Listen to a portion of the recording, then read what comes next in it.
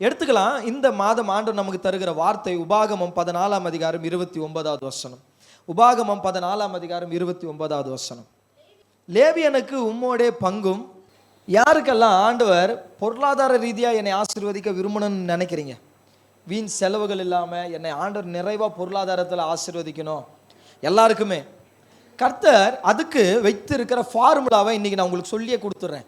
அதுக்கு முன்னாடி பொருளாதார ரீதியாய் ஆசீர்வாதமாக இருக்கிறதுக்கான டெக்னிக் பாருங்க. அப்பொழுது உன் கை செய்யும் வேலையிலெல்லாம் நம்ம ஏதோ ஒன்று செய்யும் பொழுது, கொடுக்கும் பொழுது, தரும் பொழுது அது ஏதோ ஒரு விதத்தில் எனக்கு வேற மாதிரி வந்து சேருது. கவனிக்கிறீங்களா நீங்கள்? நம்ம ஏதோ ஒன்று ஆண்டவருக்காக ஜனங்களுக்காக ஏதோ ஒன்று செய்யும் பொழுது அது வேற விதத்தில் எனக்கு வந்து சேருது. இங்கே கவனிங்க, நான் ஒரு திக்கற்றவனை விதவையை ஒருவேளை நான் சாப்பாடு கொடுக்குறேன், ஒருவேளை நான் உங்களுக்கு சாப்பாடு கொடுக்குறேன்னு வச்சுப்போம். வந்து புசித்து திருப்தி அடைஞ்சிட்டா அந்த நாள் நான் ஏதோ ஒரு வேலை செய்ய போவேன். அந்த வேலையிலெல்லாம் கர்த்தர் என்னை ஆசீர்வதிக்கிறார். இந்த தமிழ்நாட்டில் சேல் போடுவாங்க. Hot box தராங்களாம், flask தராங்களாம், bucket தராங்களாம். 1000 ரூபாய்க்கு எடுத்தா 2000 ரூபாய்க்கு எடுத்தான்ட்டு. எவ்வளோ இருக்குது அந்த பக்கெட்டு?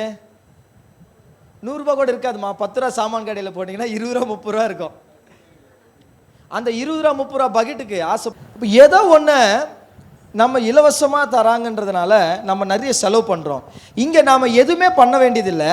நம்ம கிட்ட இருக்கிறத நாம் செய்யும் பொழுது ஆண்டவர் தருகிற ஆசீர்வாதம் என்னன்னா, என் கையிட்டு செய்யும் எல்லா வேலையிலெல்லாம் என் தேவனாகிய கர்த்தர் என்னை ஆசீர்வதிக்கிறான். இப்போ இந்த வசனத்தை அப்படியே வைங்க. நான் செய்கிற வேலைன்றது என்ன, கர்த்தர் என்னை எப்படி ஆசீர்வதிக்கிறார் என்பதை மட்டும் இப்போ பார்க்கலாம். ஆசீர்வதிக்கிறார் என்கிற வார்த்தைக்கு பௌராக் என்கிற வார்த்தை சொல்லுங்க. ஹீப்ரூல பௌராக் சொல்லுங்க.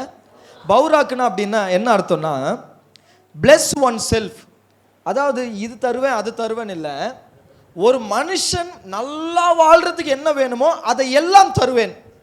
அதுதான் இப்போ என்ன சொல்றாருன்னா, அப்பொழுது உன் கை செய்யும் வேலையிலெல்லாம் உன் தேவனாகிய கர்த்தர் உன்னை ஆசீர்வதிப்பார் என்றால் என்ன அர்த்தம்னா, நீ நல்லா வாழ்றதுக்கு உனக்கு என்ன வேணுமோ அது எல்லாத்தையுமே கொடுப்பேன். இது கொடுப்பேன் அது கொடுப்பேனால நான் சொல்ல மாட்டேன்.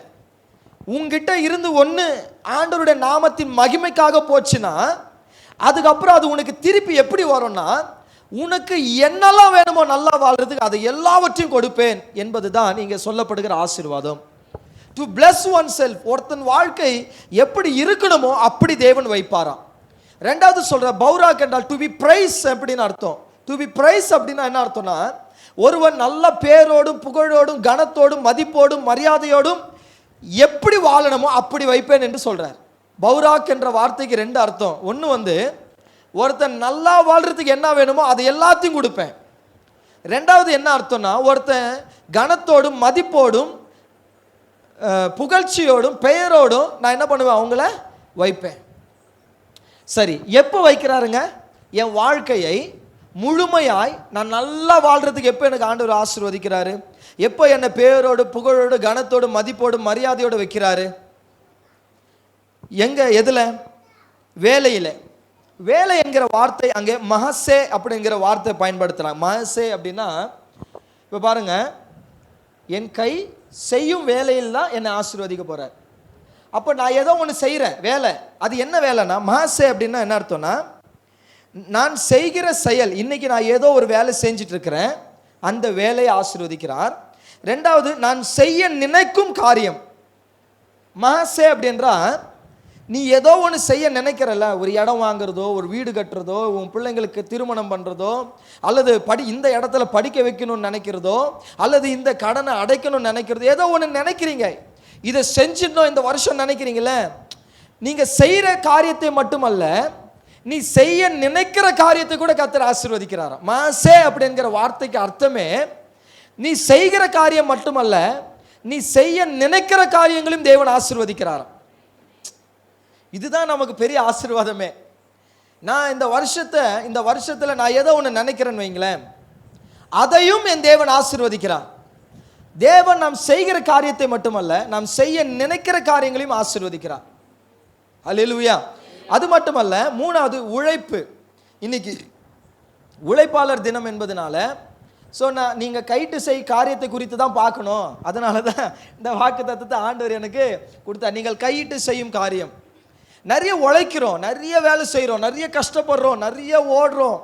ஆனால் ஒரு நல்ல ஆசீர்வாதமான நிலைக்கு தான் வர முடியாமல் கஷ்டப்படுறோம். பிழைப்பு நடக்குது, வாழ்க்கை ஓடுது, ஆனால் நல்லா இல்லை, நிறைவாக இல்லை, திருப்தியாக இல்லை. ஸோ நீங்கள் நிறைவாய் திருப்தியாய் என்ன வேணுமோ, என்ன வாழ்க்கைக்கு வேணுமோ, அதை எல்லாவற்றையும் நீங்கள் அடைந்து வாழ வேண்டும் என்பது தான் தேவனுடைய திட்டம். இன்னைக்கு அதுக்கான ஃபார்முலாவை தான் உங்களுக்கு நாங்கள் இன்னைக்கு கற்றுத்தரேன். நல்லா புரிஞ்சுக்கணும், சரிங்களா? ஸோ உழைப்பு, மூணாவது உழைப்பு, நாலாவது வியாபாரம், அஞ்சாவது எடுத்துக்கொள்ளுகிற வேலை. ஸோ வேலை அப்படின்னா என்ன அர்த்தம்னா, மகசே அப்படின்னா இப்போ ஆல்ரெடி நான் செய்துட்டு இருக்கிற காரியம், அடுத்தது நான் செய்ய நினைக்கிற காரியம். இப்போ ஒரு உதாரணத்துக்கு சொல்கிறேன். ஒரு உதாரணத்துக்கு ஐயா எத்தனை மாடு இருக்கு ஐயா? நம்மக்கிட்ட 3 மாடு இருக்குது. இப்போ இந்த 3 மாடை இப்போ அவர் செய்கிற காரியம், பால் கறக்கிறாரு, அதை சேல் பண்ணுற, இது செய்கிற காரியம். ஆனால் உங்களுக்கு இது பண்ணையாக வைக்கணும்னு விருப்பம் இருக்கா? அப்போது அது செய்ய நினைக்கிற காரியம். இப்போ இருக்கிற இந்த 3 மாடை ஆசீர்வதிக்கிறாரு, பண்ண வைக்கணும்னு நினைக்கிற அந்த எண்ணத்தையும் ஆசீர்வதிக்கிறாரு. மூணாவது, அதுக்காக அவர் எடுக்கிற முயற்சியையும் ஆசீர்வதிப்பார். அதுதான் எடுத்துக்கொள்ளுகிற காரியம்.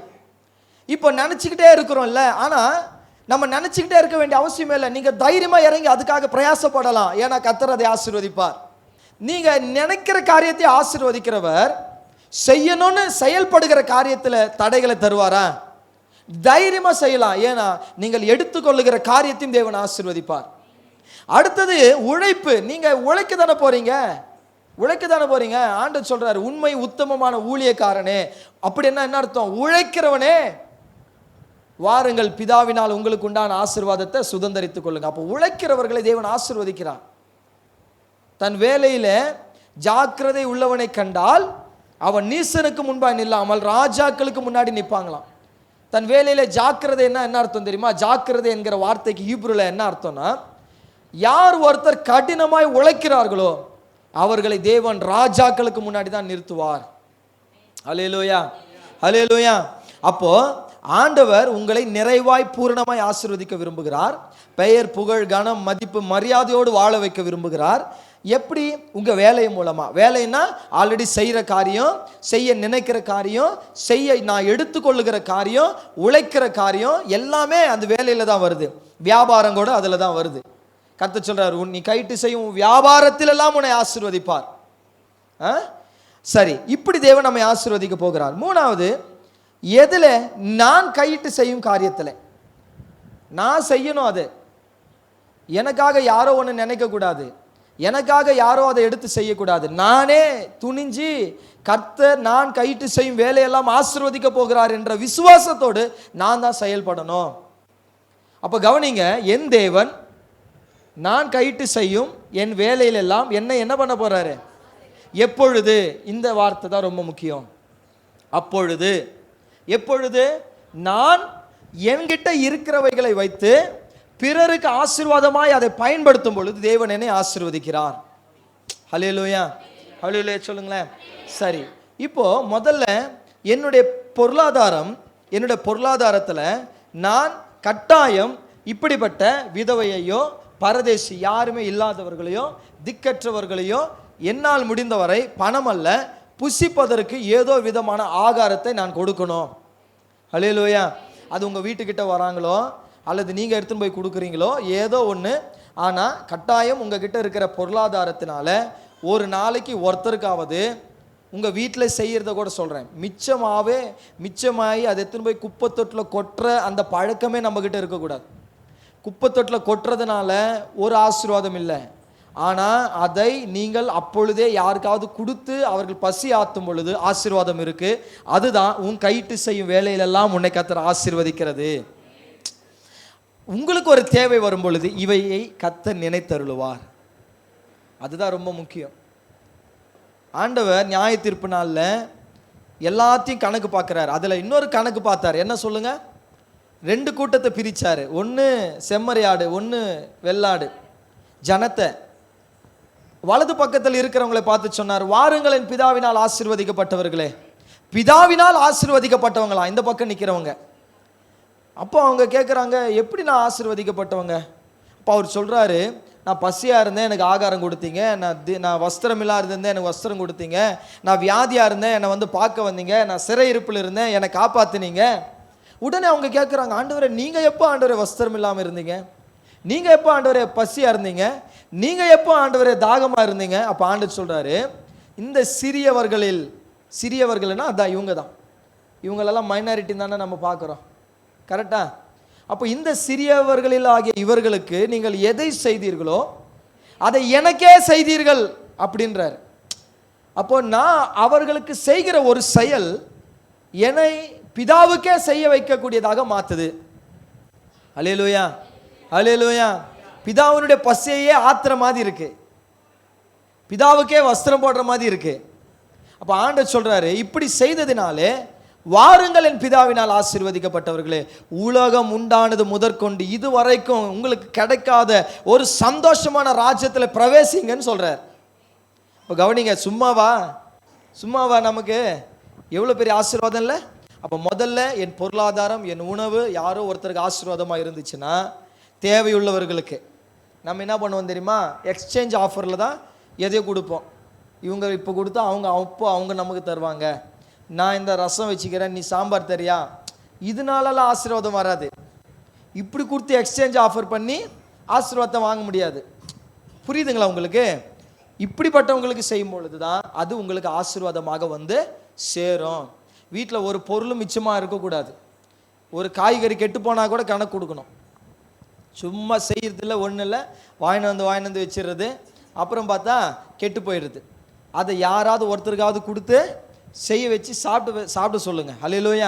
நான் சொல்கிறேன், அதான் சொல்கிறேன், ஏதோ ஒரு விதத்தில் நீங்கள் ஒருத்தருடைய பசியையாவது தாகத்தையாவது கொஞ்சம் ஆத்துனீங்கன்னா, நான் சொல்கிறேன், உங்கள் குடும்பத்திற்கே ஆண்டவர் எல்லா வேலையிலும் ஆசீர்வாதத்தை கட்டளையிடுவார். அல்லேலூயா, அல்லேலூயா. ரெண்டாவது என்ன பண்ணணும்? நீதிமொழிகள் 3ஆம் அதிகாரம் 9-10 படிங்க. நீதிமொழிகள் 3ஆம் அதிகாரம் 9-10. உன் எல்லா விளைவின் முதற் பலனாலும் கர்த்தரை கனம் பண்ணு. பாருங்க, அப்பொழுது, திரும்ப அப்பொழுது.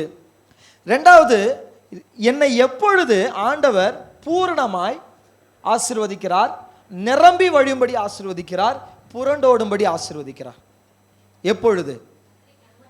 கவனிங்க, நல்லா கவனிங்க. அங்க பார்க்கிறோம், நீ கையிட்டு செய்யும் வேலையில் எல்லாம் ஆசீர்வாதம். இங்க பார்க்கிறோம், உன் களஞ்சியங்கள் எப்படி இருக்கும்? பக்கத்தில் பார்த்து, நீங்க பூரணமா இருப்பீங்க, நிரம்பி வழியும்படி இருப்பீங்க, புரண்டோடும்படி இருப்பீங்க. ஆமென். ஆமா, தெய்வம் நம்ம எப்படி வைக்க விரும்புகிறார் உங்க மைண்ட்ல ஃபிக்ஸ் பண்ணுங்க. நாம் எப்படி இருக்கணுங்க? எங்க கடவுளுடைய ஒவ்வொரு வாக்குத்தத்தத்தையும் பாருங்க. நீ கையிட்டு செய் வேலையில் எல்லாம் ஆசீர்வாதமா இருக்கணும். நீங்க அதான் சொல்றேன், இவங்க டெய்லி ஒரு செடிக்கு தண்ணி ஊத்துறாங்க. நான் பார்க்குறேன், இன்னைக்கு நான் மரத்தை பார்த்தேன், பெருசா இருந்துச்சு. நான் இப்படி போகும்போது இப்படி பார்த்தேன், வேப்பம் ரொம்ப பெருசா இருந்துச்சு, பிரதர் தண்ணி ஊற்றி இருந்தார். ஆமா, நீங்க விதைக்கிற ஒரு விதையை கூட கர்த்தர் ஆசீர்வதிக்கிறார். நீங்க நினைக்கிறீங்க இதெல்லாம் ஒரு வேலையான, நீங்க ஒரு விதையை விதைச்சா கூட கர்த்தர் அதை நிறைவாய் ஆசீர்வதிப்பான். ஒருத்தர் வந்து சொல்லுவாங்க, உங்க வீட்டு மரம் முருங்காய் தான் டேஸ்டா இருக்குது, உங்க வீட்டு மாங்காய் தான் டேஸ்டா இருக்குது. சம்டைம்ஸ் சின்ன மரத்தில் கூட மாங்காய் வந்துடும் சம்டைம்ஸ். ஏன்னா நான் என் கையிட்டு அது வேலையை செய்ததுனால. உண்மை சொல்றேங்க, இப்படி ஒவ்வொரு விதத்திலும் உங்களை ஆசீர்வதிக்க விரும்புகிறார். ரெண்டாவது, என்னை எப்படி வைக்க தேவன் விரும்புகிறார்? பூரணமாய். நான் எப்படி இருக்கணுங்க? என் வாழ்க்கையில பூரணமா இருக்கணும். ரெண்டாவது எப்படி இருக்கணும்? நிரம்பி இருக்கணும். மூணாவது எப்படி இருக்கணும்? புரண்டு ஓடணும். நான் இல்லை, என்னுடைய ஆசீர்வாதம். அப்போ கர்த்தர் என்னை பூரணமாய் வைக்க விரும்புகிறார், நிரம்பி வழியும்படி வைக்கிறார், புரண்டோடும்படி வைக்கவே தேவன் விரும்புகிறார். ஆனால் அது எப்பொழுது? என் பொருளாலும் என் எல்லா விளைவின் முதற் பலனாலும் கர்த்தரை நான் கனம் பண்ணும்போது, இங்க கவனிங்க, நீங்க அதை பணமா தானே பார்க்குறீங்க, பொருளாய் பணமா தான் பார்க்குறீங்கல்ல நீங்க ஆண்டவருக்கு கொடுக்கறது. பட் ஆண்டவர் அதை எப்படி பார்க்குறாரு தெரியுமா? கனமாய் பார்க்குறார். எனக்கு நீங்க கொடுக்குற மதிப்பு மரியாதையாக தான் தேவன் அதை பார்க்குறார். இங்க பாருங்க, உன் பொருளாலும் உன் பணத்தாலும் எனக்கு கொடுத்து கொஞ்சம் தாங்குன்னு சொல்லலை, என்னை கனம் பண்ணுன்றார். ஹானர் பண்ணு, என்னை மதி, என்னை கொஞ்சம் மதிப்பா. ஏன் ஏன் இது தெரியுமா சொல்றாரு? நான் உங்களுக்கு ஒரு சம்பவம் சொல்றேன், உங்களுக்கு புரியும். ஆதியாகமத்தில் 28ஆம் அதிகாரம் 14-15 படிங்களேன். ஆதியாகமம் 28ஆம் அதிகாரம் 14-15 படிங்களேன். யாருக்கு சொல்றாரு? யாக்கோபுக்கு சொல்றது இது. ஆண்டவர் சொல்றாரு, உன் சந்ததி எப்படி இருக்கும்? பூமியின் தூள் போல் இருக்கும். நீ மேற்கே கிழக்கே வடக்கே தெற்கே என்ன ஆவ? பரம்புவ. உனக்குள்ளும் உன் சந்ததிக்குள்ளும் பூமியின் வம்சங்கள் எல்லாம் ஆசீர்வாதமா இருக்கும். 15, நான் உன்னோடு இருந்து நீ போகிற இடத்திலெல்லாம் உன்னை காத்து இந்த தேசத்துக்கு திரும்பி வர பண்ணுவேன். நான் உனக்கு சொன்னதை செய்யும் அளவும் கைவிடுவதில்லை. இது யாக்கோபுக்கு சொல்றாரு. இப்ப யாக்கோபுக்கு இது நடந்துச்சா? எடுத்து படிங்க. 20, 21, 22 படிங்களேன். 20, 21, 22. இப்ப படிங்க. இப்ப யாக்கோபு பாருங்க. அப்பொழுது யாக்கோபு, படிங்க, சத்தமா தான் படிங்கம்மா. அப்பொழுது யாக்கோபு, தேவன் என்னோட இருந்து நான் போகிற இந்த வழியிலே என்னை காப்பாற்றி உண்ண ஆகாரமும் உடுக்க வஸ்திரமும் எனக்கு தந்து என்னை என் தகப்பன் வீட்டுக்கு சமாதானத்தோட திரும்பி வர பண்ணுவாரானால் கர்த்தர் எனக்கு தேவனாய் இருப்பார். நான் தூணாக நிறுத்தின இந்த கல் தேவனுக்கு வீடாகும். தேவரீர் எனக்கு தரும் எல்லாவற்றிலும் உமக்கு தசமபாகம் செலுத்துவேன் என்று சொல்லி, இதுதான் கனம், இதுதான், வேற ஒண்ணுமே இல்லை. ஆண்டவர் என்னை ஆசீர்வதித்தார், எனக்கு சாப்பாடு கொடுத்தார், எனக்கு வஸ்திரம் கொடுத்தார், எனக்கு வேலை கொடுத்தார், எனக்கு பலன் கொடுத்தார், எனக்கு ஆரோக்கியம் கொடுத்தார் என்று நம்புகிறவர்கள் தன் பொருளாலே கர்த்தரை கனம் பண்ணுவார்கள். இதுதான். இப்போ கவனிங்க, நீங்க இதை பணமா பாக்குறீங்க, கர்த்தர் இதை எப்படி பார்க்கிறாரு? அப்பனா என்ன சொல்ல வர்றாரு? யாக்கோபு போல யாக்கோபு எப்பொழுது கொடுக்க பொருத்தனை பண்றான்னா, ஆண்டவர் எனக்கு உண்ண உணவையும் உடுத்த வஸ்திரத்தையும் தந்து என்னை சொன்னபடியே பரம்ப செய்து பழுக செய்து பெருக செய்து ஆசீர்வதித்து சமாதானத்தோட வாழ வைப்பாரானால் எனக்கு ஆண்டவர் தருகிற, அதான் ரொம்ப முக்கியம், தேவரீர் எனக்கு தரும் எல்லாவற்றிலும், நான் சம்பாதிக்கும் எல்லாவற்றிலும் என்று சொல்லல, தேவன் எனக்கு தரும் எல்லாவற்றிலும், அதான் ரொம்ப முக்கியம்.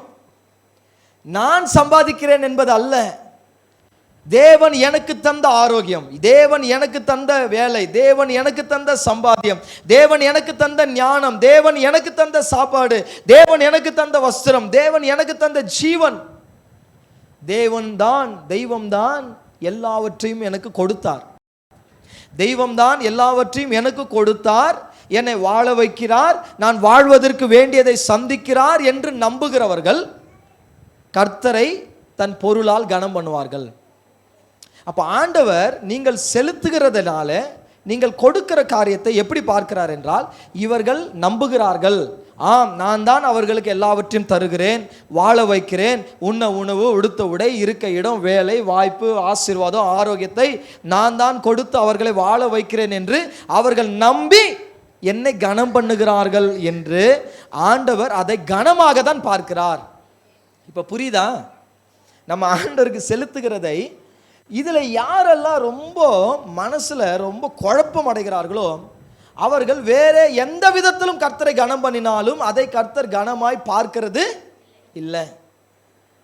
எனக்கு அதுதான் யாக்கோபு சொல்றான் பாருங்க, நீர் நிறுத்தின தூண் இது வீடாக மாறும் ஆலயமாய், இங்கே எனக்கு தரும் எல்லாவற்றிலும் நான் ஆண்டவருக்கு கனம் பண்ணுவேன். ஸோ அது பொருளோ அது பிள்ளைகளை கூட ஆண்டவர் சொல்றார், உனக்கு வருகிற முதற் பிள்ளைய எனக்கு கொடுக்கணும் அப்படின்றார். புரியுதுங்களா? ஏன்னா நாம் நம்புகிறோம், ஆண்டவரே இந்த பிள்ளையை நீர் தான் தருகிறீர், அடுத்தவும் பிள்ளைகளை நீர் தரப்போகிறீர், என் சந்ததி ஆசீர்வதிக்க போகிறீர் என்பதை நம்பி. புரியுதுங்களா உங்களுக்கு? ஒரு முருங்கைக்காய் வந்தால் கூட அந்த முருங்கைக்காவை எடுத்துகிட்டு வந்து ஆலயத்தில் ஏன் கொடுக்குறோன்னா, ஆண்டவரே இதை நீரை விளைய செய்தீர், இதற்கு மேலும் என்னுடைய எல்லா மரத்துலேயும் நல்ல முருங்கைக்காய்களை காய்க்க செய்ய போகிறீர், இந்த ஒன்று உமக்கு கொடுத்து உம்மை கனம் பண்ணினேன், நிறைவாக என்னை ஆசீர்வதிக்க போகிறீர் என்று நான் நம்பி கொடுக்குறேன். கொடுத்துட்டேன் எனக்கு எப்படி கிடைக்கும் அப்படின்னு பயப்படுறவங்க கொடுக்க மாட்டான். அதனால தான் அந்த விதவை 2 காசு போடுறத ஆண்டு பெருமையாக பேசும்போது ஒன்று சொல்கிறாரு, இவ்வளோ எல்லாரும் தாங்கிட்ட 100 ரூபாய் இருந்துச்சு, அதை சேஞ்ச் மாற்றி 10 ரூபா போட்டுட்டு போனாங்க, இவகிட்ட 2 ரூபா தான் இருந்துச்சு, அதை 2 ரூபா மொத்தத்தையுமே போட்டான், இதில் யார் அதிகமாக கொடுத்தா அப்படின்னா ஆண்டவர் அமௌண்ட்டை பார்க்கல, ஆண்டவர் விசுவாசத்தை பார்க்குறாரு. ஐயோ 10 ரூபா கொடுத்துட்டேன், எல்லாத்தையும் கொடுத்தா நான் எப்படி வாழ்றதுன்னு அவன் நான் வாழ வைக்கிறத நான் தான் வாழ வைக்க போகிறேன் என்பதை விசுவாசிக்காம தாங்கிட்ட ஏதாவது இருந்தால் தான் வாழ முடியும்னு நம்புறான். ஆனால் இவங்களோ நான் இதை வச்சு நான் ஏன் வாழ போறேன், இதை ஆண்டருக்கு கொடுத்துறேன், ஆண்டர் என்ன வாழ வைப்பாருன்னு நம்புறான். இதுல எது பெருசுனா, தன்னிடத்துல ஏதோ ஒன்றை வச்சுக்கிட்டு வாழ்றவங்க இல்லை, தன்னிடத்துல எதுவுமே இல்லைனாலும் ஆண்டவர் என்ன வாழ வைப்பார் என்று விசுவாசிக்கிறது தான் பெருசு. ஐயோ நான் 500 ரூபா கொடுத்துட்டா என்ன பண்றது இந்த மாசம், ஐயோ நான் 1000 ரூபா கொடுத்துட்டா என்ன பண்றது, நான் 2000 கொடுத்துட்டா என்ன பண்றது, நான் 10,000 ரூபா கொடுத்துட்டா நான் என்ன பண்றது, நான் எப்படி வாழ போறேன், ஐயோ வேலை போச்சுன்னா என்ன பண்ணுவீங்க, ஆரோக்கியம் போச்சுன்னா என்ன பண்ணுவீங்க, ஒரு வாரம் படுத்தா என்ன பண்ணுவீங்க, வீண் செலவுகள் 20,000 30,000 ஹாஸ்பிட்டலுக்கு போனால் என்ன பண்ணுவீங்க. இது எதுவுமே இல்லாமல் கர்த்தர் உங்களை நடத்துறாரு. அப்போ எல்லாவற்றிலும் என்னை வாழ வைக்கிற தெய்வத்திற்கு நான் கனம் பண்ணணும்னு நினைக்கும் பொழுது அந்த கனத்தை நான் எப்படி காட்டணும்னா, நான் இப்படி தான் காட்டணும். இப்படி காட்டுறதுனால நான் என்ன பண்ணுறேன்னா, ஆண்டவரே இது என்கிட்ட இருந்தால் நான் ஏதாவது வாங்க முடியும் தான், ஆனால் அந்த ஒரு பொருளை வாங்கிறத விட உண்மை கனம் பண்ணுவது தான் எனக்கு ரொம்ப முக்கியம். ஆண்டவரே உண்மை கனம், உங்களை மதிக்கணும். நான் அதை எடுத்துகிட்டு வந்து இங்கே தரும் பொழுது நான் மதிக்கிறேன் உங்களை, நான் இதன் மூலம் உன்னை வெளிப்படுத்துகிறேன். என்ன வெளிப்படுத்துகிறேன்னா, எனக்கு உண்ண உணவையும் உடுத்த உடையும் இருக்க இடத்தையும் வாழ வாழ்க்கையும் ஜீவனையும் பலத்தையும் சுகத்தையும் கொடுத்தது அவர்தான் என்று நான் வெளிப்படுத்துகிறேன். அந்த வெளிப்பாடு தான் என்னை நிரம்ப வைக்கும். அந்த ஆசீர்வாதம் தான் அப்பொழுது என் களஞ்சங்கள் என்ன ஆகும், என் ஆலைகள் என்ன ஆகும். இப்போ சொல்லுங்க, என்னை கர்த்தர் அப்போ பூரணமாக வைக்க தானே விரும்புகிறார், என்னை கர்த்தர் என்னை நிரம்பி வழி தானே வைக்க விரும்புகிறார், என்னை புரண்டோடும்படி ஆசீர்வதிக்க தானே விரும்புகிறார். ஆனால் நான் அதை கனம் பண்ணுவதன் மூலமாக தான் பெற முடியும். நான் கர்த்தரை கனம் பண்ண கற்றுக்காம நிரம்பி வழிகிற ஆசீர்வாதத்தை எதிர்பார்க்க, இப்போ கவனிங்க, 5 அப்பம் 2 மீன் பெருகணும்னா அவன் கையிலே இருந்தால் அது பெருகாது.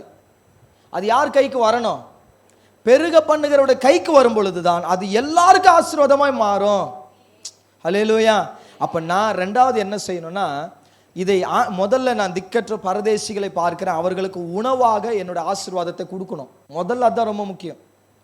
2வது எது முக்கியம், ஆண்டவருக்கு என்னுடைய முதற் பலனை, என்னுடைய சம்பாத்தியத்தில் ஒன்றை எனக்கு ஆண்டவர் எல்லாவற்றையும் கொடுத்தார் என்று நம்பி நான் அதை ஆண்டவருக்காக விதைக்கணும். 3வது அதை ஆண்டவர் எப்படி பார்க்க, 2வது இதை கனமாக தானே பார்க்கிறார். 3வது நான் ஆண்டவருக்கு கொடுக்கறதை ஆண்டவர் எப்படி பார்க்கிறார் பாருங்க. என்னாகமம் 31 நான் சொல்றது ஆண்டவருக்கு தர்றது மட்டும்தான், அது இதுதான் அதுதான்றதெல்லாம் இந்த லிஸ்ட்ல இருக்கிறது அதெல்லாம் நமக்கு அது தேவையில்லை. பட்டு நம்ம செய்வது எதுக்கு அடையாளமா என்ன நடக்குதுன்னா, 3வது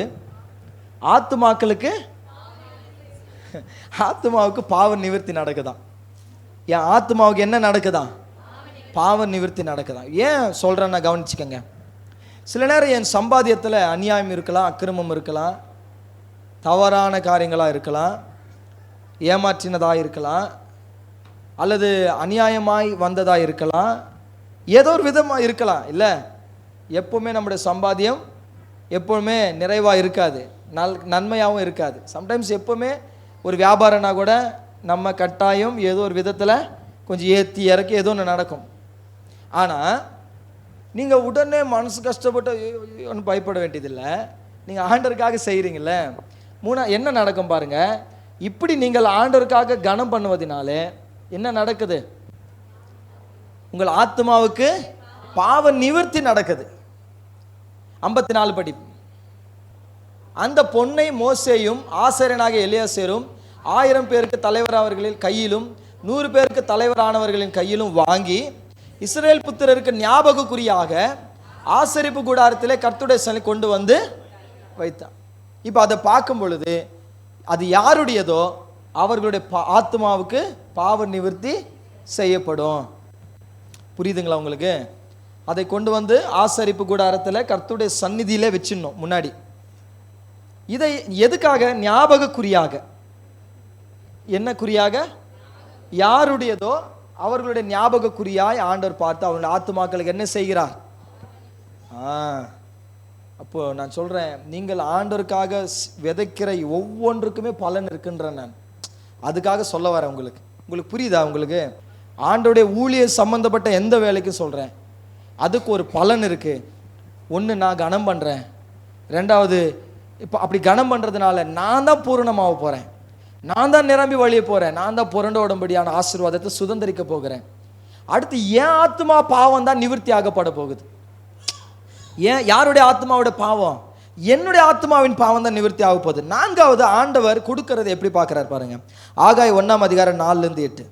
ஆகாய் 1:4-8. என் வீடு பாழாய் கிடக்கும் பொழுது சொல்ற, நீங்கள் திரளாய் விதைத்தும் கொஞ்சமாய் அறுத்து கொண்டு வருகிறீர்கள். 6ஆம் வசனத்தில் பாருங்க, நீங்க திரளாய் விதைக்கிறீங்க, அதிகமாக கஷ்டப்படுறீங்க, ஆனால் பாவம் எவ்வளோ தான் வருது உங்களுக்கு? கொஞ்சமாக தான் வருது. நீங்கள் புசிக்கிறீங்க, ஆனால் திருப்தி இல்லை. அடுத்தது, நீங்கள் குடிக்கிறீங்க, ஆனால் பரிபூர்ணம் இல்லை. நீங்கள் வஸ்திரம் உடுத்தியும் உங்களுக்கு குளிர் விடலை. கூலியை சம்பாதிக்கிறவன், இது அப்படியே நடக்குது பாருங்க.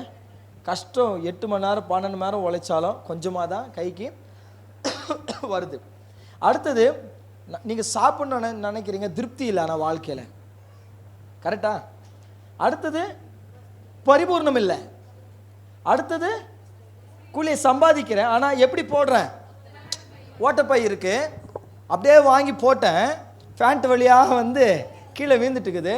நான் வீட்டுக்கு போய் பார்க்குறேன், எடுத்தா ஒன்றும் இல்லை, பொத்தல் பை போல. நிறைய சம்பாதிக்கும், வீண் செலவுகள். என்ன நமக்கு முன்னாடி வீணாக வரப்போகுதுன்னே தெரியல, பயமாகுது. ஒரு மாதம் ஆண்டு சொல்கிறேன், இதெல்லாம் பேட்ச் ஒர்க் பண்ணி பஞ்சர் போட்டு போகிறார். கவனிக்கிறீங்களா? எல்லாத்தையும் ஓட்டையெல்லாம் அடிச்சுட்டு போகிறார். இனி பூரணம் தான், இனி திருப்தி தான், இனி கொஞ்சம் அறுவடையெல்லாம் இல்லை, நிறைவான அறுவடை தான். சரிதம்மா சொல்கிறாங்க பாருங்க, 60 மூட்டை வரும் தான் நினைக்கிறேன், ஆனால் 90 மூட்டை வந்துச்சுன்றாங்க. அப்போ இனிமேல் நான் விதைக்கிறது ஒன்றா இருந்தாலும் கர்த்தர் 100ஆக கொடுக்கணும், பரிபூர்ணமாக கொடுக்கணும், திருப்தியாக கொடுக்கணும். சம்பாதிக்கிறது எதுவுமே நீ எங்கே போகக்கூடாது? பொத்தல் பையில் போகக்கூடாது. அதுக்கு நான் என்ன பண்ணணும்? அடுத்த வசனம், நீங்கள் மலையின் மேல் ஏறி போய் மரங்களை வெட்டி கொண்டு வந்து ஆலயத்தை கட்டுங்கள், அதன் பேரில் நான் பிரியமா இருக்கேன், அதனால் என் மகிமை. ஆண்டவர் சொல்றாரு, நீ செய் ஆண்டவருக்காக, ஆலயத்துக்காக, அப்போ என் மகிமையை நான் வெளிப்படுத்துறேன். பொத்தல் பையெல்லாம் தைச்சிடுறேன், பரிபூர்ணத்தை கொடுத்துட்றேன், திருப்தி கொடுக்குறேன். இனி நீ விதைக்கிறதெல்லாம் 100 பலன் கொடுக்கும்படி செய்கிறேன். அப்போதான் நம்ம ஆசீர்வாதமாக இருக்க முடியும். அப்போது நான் திக்கற்ற பரதேசி விதவைகளுக்கு உணவு தருவதன் மூலம், என்னுடைய சம்பாத்தியத்தில் எல்லாவற்றிலும் நான் ஆண்டவரை கனம் பண்ணுவதன் மூலம், 3வது அப்படி செய்து என் ஆத்மா பாவ நிவர்த்தி அடைகிறது. 4வது, என்னுடைய ஆலயத்தின் தேவைகள் சந்திக்கப்படுது. இந்த ஆலயத்தினுடைய தேவைகளை நீங்கள் சந்திக்கிறவங்களா இருந்தால் கர்த்தருடைய மகிமை உங்கள் வாழ்க்கையில் விளங்கி கொண்டே இருக்கும். அல்லேலூயா. கடைசியா அடுத்து நம்ம எதை கொடுக்குறோம்? யாத்திராகமம் 35 21 25 26. யாத்திராகமம் 35 21 25 20. பின்பு எவர்களை அவர்கள் இருதயம் எழுப்பி எவர்களை அவர்கள் ஆவி உற்சாகப்படுத்தினதோ அவர்கள் எல்லோரும் ஆசரிப்பு கூடாரத்தின் வேலைக்கும் ஊழியத்திற்கும் வஸ்திரங்களுக்கும் ஏற்றவைகளை கர்த்தருக்கு காணிக்கையாக, டைம், உங்க டைம் ஆலயத்துக்காக நீங்க தரீங்கன்னா அதையும் கர்த்தர் கனமாக மகிமையாக தான் பார்க்குறார். சம்டைம்ஸு ஆலயத்தினுடைய வேலைகளில் நம்ம ஊழியத்தில், இப்போ ஊழியத்துக்கு வராங்க பிரதர்ஸுங்க, சகோதரர்கள், மூப்பர்கள் எல்லாம். ஸோ அவங்க டைம் ஆண்டருக்காக தராங்க. அந்த பகுதிக்கு நாங்கள் வரும்பொழுது நீங்களும் அங்கே வந்து கலந்துக்கிறீங்க.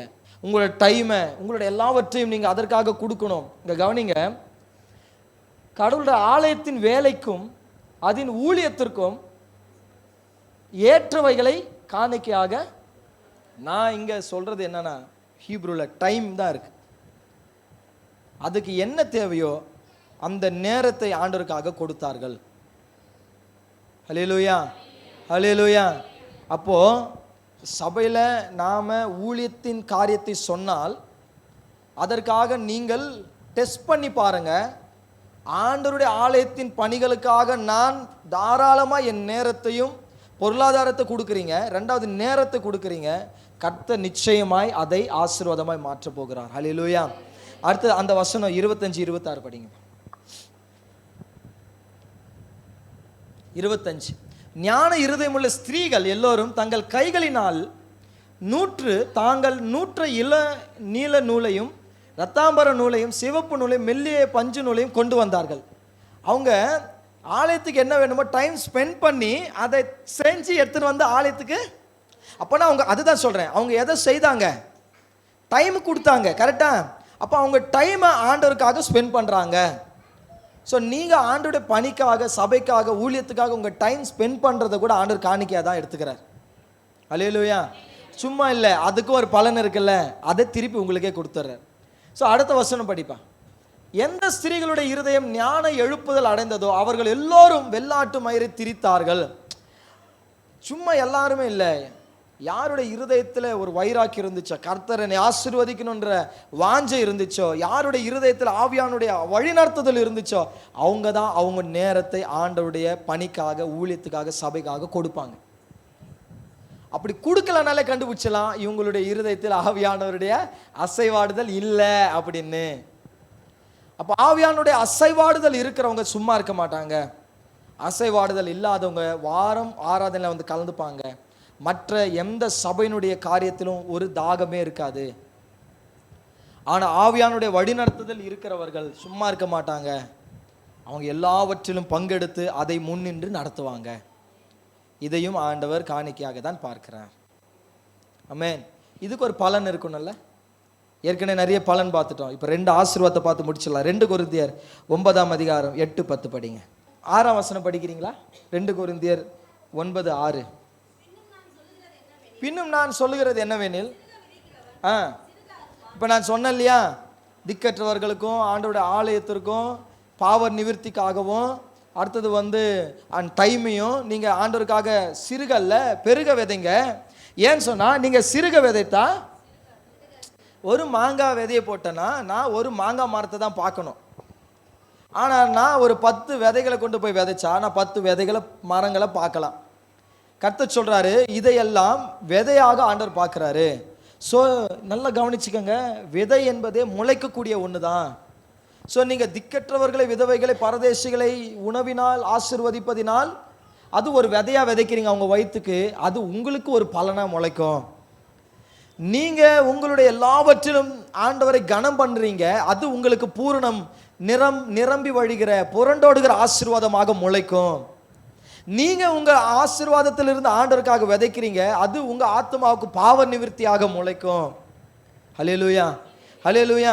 அடுத்தது, நீங்கள் உங்களுடைய பொருளாதாரத்தை ஆண்டவருக்காக விதைக்கிறீங்க, அது உங்களுக்கு திருப்தியாக, பரிபூர்ணமாக, வீண் செலவுகள் இல்லாத ஒரு வாழ்க்கையை முளைக்க செய்யும். ஹல்லேலூயா. அடுத்தது, உங்கள் டைமை ஆண்டவருக்காக கொடுக்குறீங்க, அதனால ஆண்டவருடைய மகிமை உங்கள் வாழ்க்கையில் விளங்கும். ஸோ இது எல்லாமே விதை தான்.